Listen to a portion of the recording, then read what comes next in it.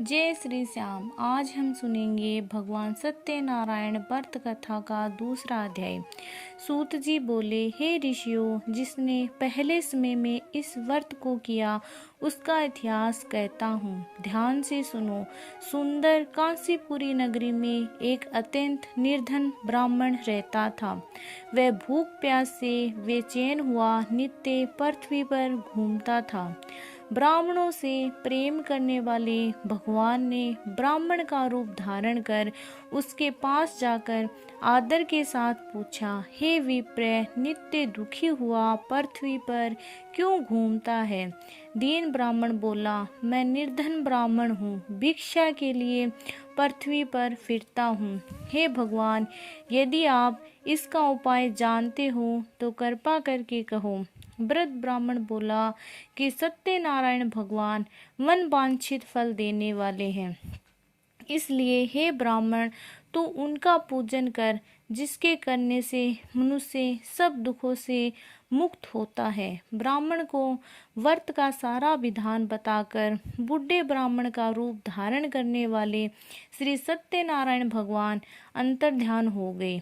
इस व्रत को वृद्ध ब्राह्मण ने बतलाया है, मैं उसको करूँगा। ये निश्चय करने पर उसे रात में नींद नहीं आई। वह सवेरे उठ सत्यनारायण भगवान के व्रत का निश्चय कर भिक्षा के लिए चला।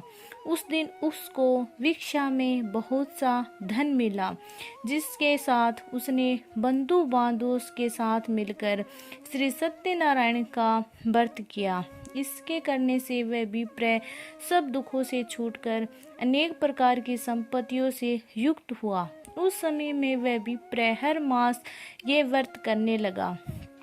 इस तरह सत्यनारायण भगवान के व्रत को जो करेगा वह सब पापों से छूटकर मोक्ष को प्राप्त होगा। आगे जो पृथ्वी पर श्री सत्यनारायण भगवान का व्रत करेगा वह मनुष्य सब दुखों से छूट जाएगा। इस तरह नारद जी से नारायण जी का कहा हुआ ये व्रत मैंने तुमसे कहा। हे विप्रो, मैं अब और क्या कहूँ? ऋषि बोले, हे मुनिवर, संसार में उस विप्र से सुनकर और किस किस ने इस व्रत को किया, हम वह सब सुनना चाहते हैं। इसके लिए हमारे मन में श्रद्धा है।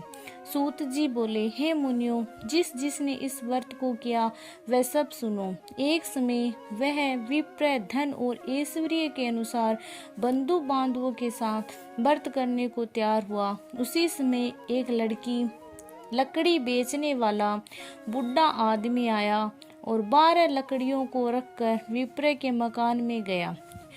प्यास से दुखी लकड़हारा उसको व्रत करते देखकर विप्र नमस्कार कर कहने लगा, आप ये क्या कर रही हैं और इसके करने से क्या फल मिलता है? कृपया मुझको कहो।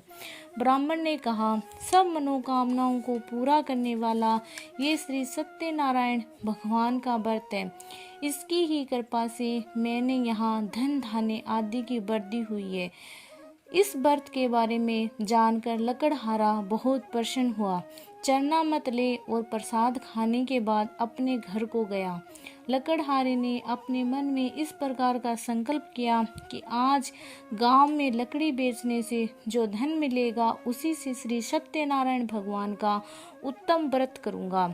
ये मन में विचार कर वह बूढ़ा आदमी लकड़ियां अपने सिर पर रखकर जिस नगर में धनवान लोग रह रहे थे वह ऐसे सुंदर नगर में गया। उस रोज वहां पर उसे उन लकड़ियों का दाम पहले से दुगना चौगुना मिला। तब वह बूढ़ा लकड़हारा दाम ले और अति प्रसन्न होकर पके केले की फली, शक्कर, घी, दूध, दही और गेहूं का चूर्ण इत्यादि श्री सत्यनारायण भगवान के व्रत की कुल सामग्रियों को लेकर अपने घर आया। फिर उसने अपने भाई बंधुओं को बुलाकर विधि के साथ भगवान श्री का पूजन और व्रत किया। उस व्रत के प्रभाव से वह बूढ़ा लकड़हारा धन, पुत्र आदि युक्त हुआ और संसार के समस्त सुख भोगकर वैकुंठ को चल दिया।